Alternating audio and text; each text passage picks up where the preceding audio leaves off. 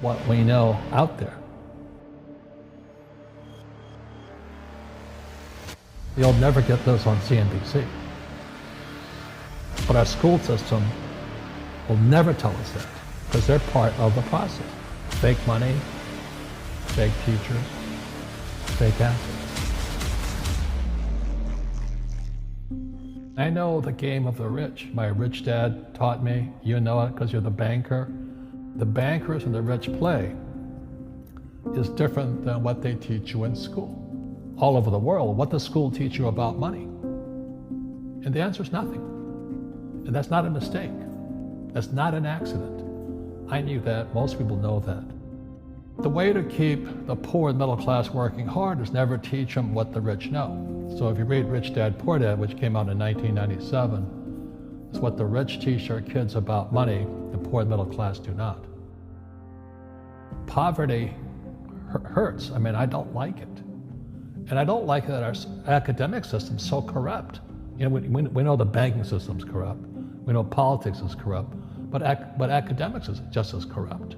I mean, one thing if it's the banking and the politics, but this is where we send our children and we trust them to do the right things for them, and yet they're being not taught something so fundamental. Like you asked your dad when you were a kid, Dad, you asked your teacher, when are you going to teach us about money? And it was just never. Well, never. And they'll never will. You know something. What do you know? Share it. What is financial education? It's not get a job, work hard, save money, and invest in a well-diversified portfolio of stocks, bonds, mutual funds, and ETFs. The financial industry is two things, debt and taxes. In 1971, Nixon took the dollar off the gold standard, and the US dollar became debt. And we still tell kids to go to school, get a job, work hard, save money, and get out of debt. Now, who tells them to do that? That's the most ridiculous thing there is. The book starts and it says, lie number 1, saving money will make you rich. Yeah, it never will. You know that. All taught that as kids. Why would you save it and why would you work for it if they can print it faster than you can work for it? Why do you keep saving when they're printing it? The rich don't work for money. Don't you touch that stuff. It's very subtle, right? Yep. They don't say, I'm going to train you to be a worker bee the rest of your life, but they educate you in a way where that's what you come out. Right. What else was what was he trying to do those first few months were you working for him? What was he trying to get across to you? Because he taught you the hard way about money.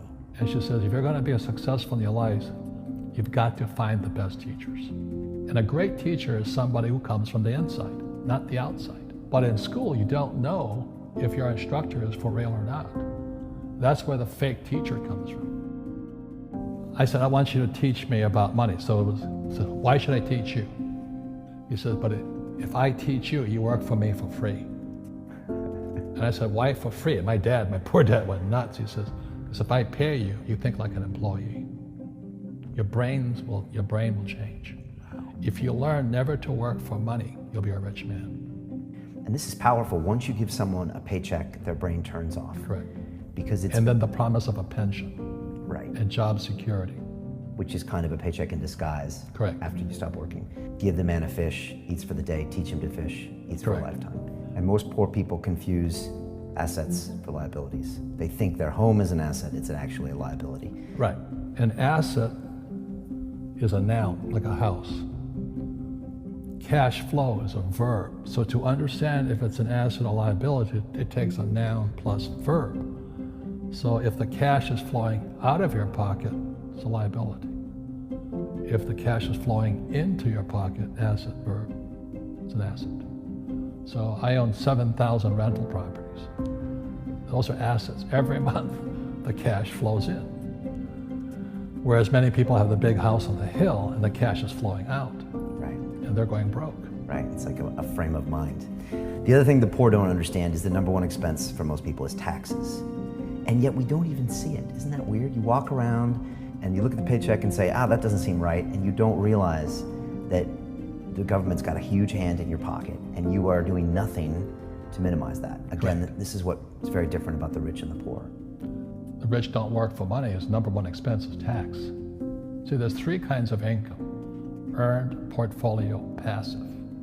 So earned income is if I get a job, that's earned income.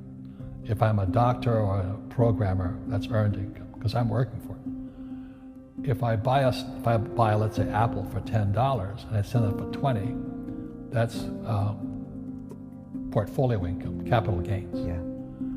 But passive income, which is cash flow, is never taxed. And so these guys are screaming right now in America, tax the rich. I said, good luck. Because most of the guys complaining, they don't know there's three kinds of income. And the rich don't have jobs anyway. They have assets. And so the average schmo out there, poor guy, sent the kid to school, they don't learn this. You see, very few people will buy what I do, make $1 million and pay zero tax. And my rich dad taught me that playing Monopoly. That's how it started, 4 greenhouses, 1 red hotel. Or the McDonald's formula, I write about it here. McDonald's, Ray Kroc. Yeah. McDonald's is in the real estate business. So they sell hamburgers, but they buy real estate, so they pay no taxes. This guy Bezos, he's $16 billion. How much tax did they pay on that $16 billion? Zero. And that's all legal. Anyone can do it. Everybody can do it. But most people lack the education. So once you learn how to use debt as money, you can never say, I can't afford it. You see, because the banks will give you, so the banks, after the crash of 2008, the banks gave me $300 million tax-free. When I asked the average guy, I said, why don't you use debt? They can't even get a loan because their scores, their FICO scores, I don't even have them here, are so bad. The school teachers will never tell you that because they don't know it. My poor dad never knew that. You don't know if something is an asset or a liability until you can say which way the cash flows. So a house, is it an asset or liability? Well, if it's taking money from your pocket, it's liability. If it's putting money in your pocket, it's an asset. The US government wants me to provide housing, wants me to provide jobs, wants me to borrow money because that's how money is created through debt. I get huge tax breaks. Everybody can do the same thing if they had the financial education to do it. If people understood the tax code, we'd be more prosperous. But can poverty be passed through genetically? Yes. Because it's some type of way of thinking. It's an attitude. An attitude. It's very simple. When people ask me, how do I stop it? I just say, never say, I can't afford it. Ask yourself, how can I? The reason I have so much money is because I don't say I can't do it. I just go, how can I do it? And I just go and do it. I make a lot of mistakes, but that's how I learn. How can I? The poor people, like my poor dad, always said, I can't afford it. Do you think I'm made of money? I'm a school teacher. I can't do that.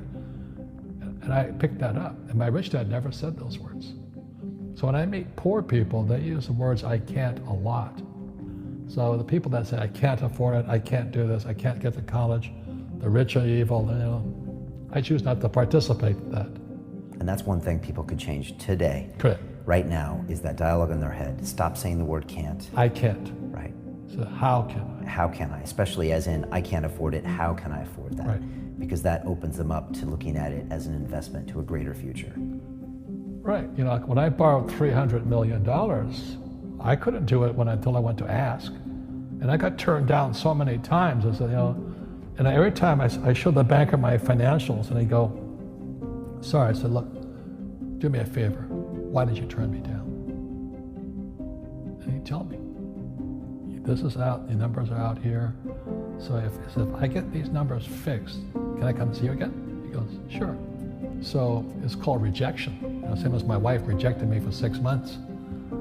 It's just a matter of personal willpower, which is spiritual. Just saying, if they can do it, I can do it. And how can I? How can I? And I think it's you once said, words become flesh. Yep. That was the Bible too. Intelligence increases through your mistakes, through the ups and downs, through what you learned. Real estate's real estate, but what I learned made me richer, not the money. You don't need money to make money. I think all of us, every human being has that low point in their life. And if they get the message, a new life begins. If they don't get the message, they keep going down. The richer I got was because I didn't need any money. I could use this to make money. But how did I get there? Is I made a lot of mistakes. people are afraid of making mistakes and all this, fear of failing, it limits them. Nice, so very nice. So many people trapped in the same device.